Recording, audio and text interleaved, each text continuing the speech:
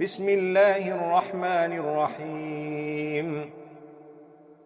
والنجم إذا هوى ما ضل صاحبكم وما غوى وما ينطق عن الهوى إن هو إلا وحي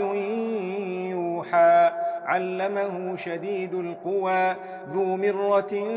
فاستوى وهو بالأفق الأعلى ثم دنا فتدلى فكان قاب قوسين أو أدنى فأوحى إلى عبده ما أوحى ما كذب الفؤاد ما رأى أفتمارونه على ما يرى ولقد رآه نزلة أخرى عند سدرة المنتهى عندها جنة المأوى إذ يغشى السدرة ما يغشى ما زاغ البصر وما طغى لقد رأى من آيات ربه الكبرى أفرأيتم اللات والعزى ومناة الثالثة الأخرى ألكم الذكر وله الأنثى تلك إذا قسمة ضيزى إن هي إلا أسماء سميتموها أنتم وآباؤكم ما أنزل الله بها من سلطان إن يتبعون إلا الظن وما تهوى الأنفس ولقد جاءهم من ربهم الهدى أم للإنسان ما تمنى فلله الآخرة والأولى وكم من ملك في السماوات لا تغني شفاعتهم شيئا إلا من بعد أن يأذن الله لمن يشاء ويرضى إن الذين لا يؤمنون بالآخرة ليسمون الملائكة تسمية الأنثى وما لهم به من علم إن يتبعون إلا الظن وإن الظن لا يغني من الحق شيئا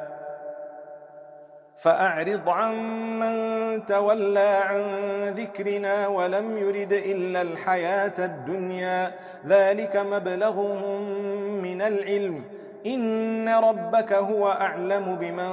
ضل عن سبيله وهو أعلم بمن اهتدى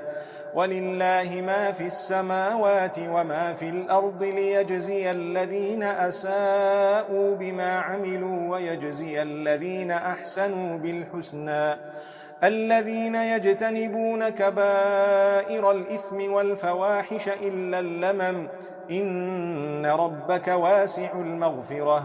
هو أعلم بكم إذ أنشأكم من الأرض وإذ أنتم أجنة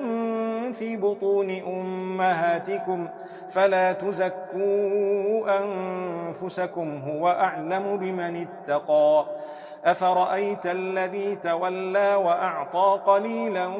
وأكدى أعنده علم الغيب فهو يرى أم لم ينبأ بما في صحف موسى وإبراهيم الذي وفى ألا تزر وازرة وزر أخرى وأن ليس للإنسان إلا ما سعى وأن سعيه سوف يرى ثم يجزاه الجزاء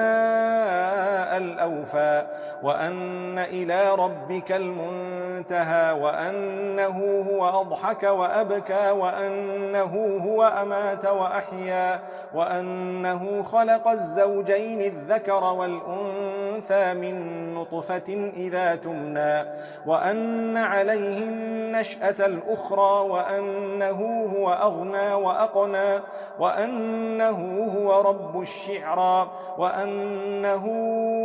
أهلك عادا الأولى وثمود فما أبقى وقوم نوح من قبل إنهم كانوا هم أظلم وأطغى والمؤتفكة أهوى فغشاها ما غشا فبأي آلاء ربك تتمارى هذا نذير